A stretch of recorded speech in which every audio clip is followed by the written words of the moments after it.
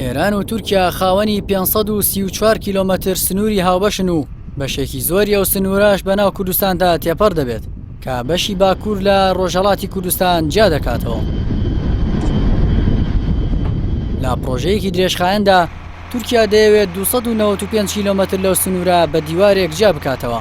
بەپێی دوایین زانیاری تا ئێستا 152 کیلۆمەتر لەو دیوارە تەواو بووە.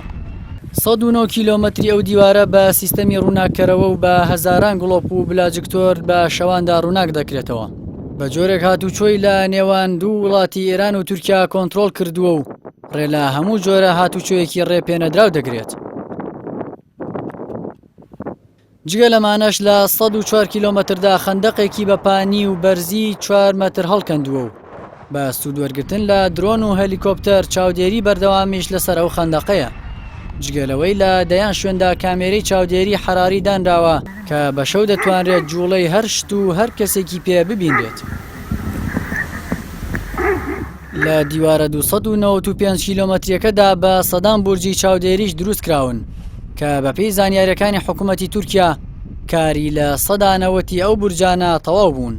بۆ دروستکردنی دیوارەکەش لە قاڵبی کۆنکرێتی سوود وەردەگیرێت کە کێشی هەریەکیان 7 تۆنە و پانیەکەی 2 مەتر و بەرزیەکەی 3 مەتر دەبێت.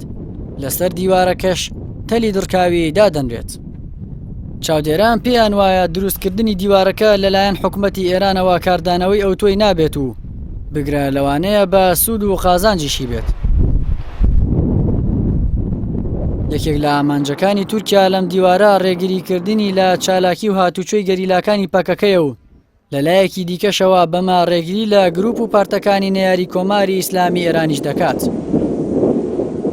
وڵاتی تورکیا وێڕای ئەوەی دەیەوێت ببێت بە بەشێک لە یەکێتی ئەوروپا کە لەو ناوچەی جیهان بە شێوەیەکی کردارەکی سنوورەکان هەڵگیراون کەچی تورکیا لە پاش وڵاتە یەکگرتوەکانی ئەمریکا کە سنوورەکەی لەگەڵ مەکسیکدا دیواربەند کردووە بە دووەم وڵات دادەنرێت کە زۆرترین دیواری لە سەر سنوورەکانی دروست کردووە.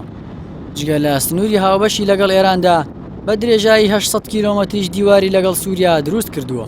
دوجار دیوارسازی دیاردەیەکی دەوڵەتانی ڕۆژهەڵاتی ناوەڕاستە. حکوومەتی ئێرانیش بە نیازی دروستکردنی دیوارێکی 950 کیلۆمەتریە لە سنووری پاکستان و پاکستانیش بە نیازی دروستکردنی دیوارێکە لەسەر سنوورەکانی لەگەڵ ئەفغانستاندا. بەڵام ئەو دیوار دروستکردنا بۆ گەلە بندەستەکان بە تایبەتیش گەلی کورد برینێکی دیکەیە لە جەستەی نەتەوەی دەدرێت و دابڕانێکی تر لە نێوان بەشەکانیدا دروست دەکات.